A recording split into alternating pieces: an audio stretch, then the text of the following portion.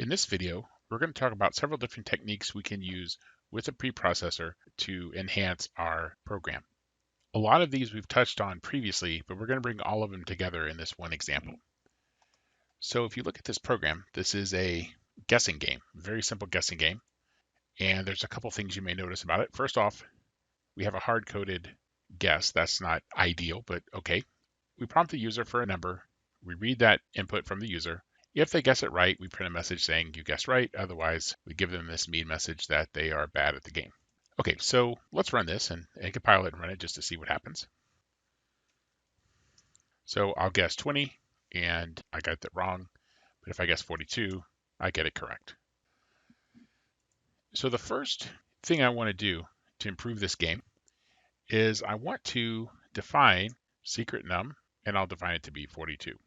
So now I can use that to check. Now this really just helps me with my code. It doesn't really improve the program or what it does that much. And suppose I want to do some debugging in my code. So I'll say if debug is defined, I'm going to print the guess and the actual, and that's what the user guessed, and then secret num. Don't forget the end if, that can cause trouble. If we compile this as normal, nothing's really changed. But if we compile this with the debug flag set, we define debug when I compile. If I guess 10, notice now I get that line of output. Now there's not a whole lot that this really does helping me debug, but you can imagine in a more complicated program, I could do this and turn those output statements off and on. In fact, you could even use this with some sort of a debug level where you could say if the debug level was higher than this, print this level statement and so forth. So there's a lot you can do with that. So I wanted to make sure that you got to see that one more time.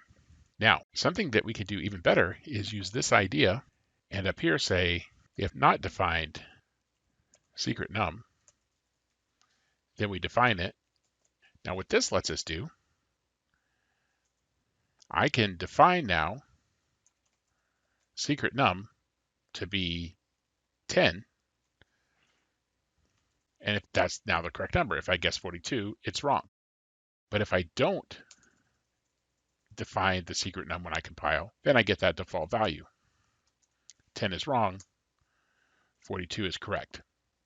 So this gives me the flexibility to determine the actual secret number at compile time. So it makes the program a lot more flexible.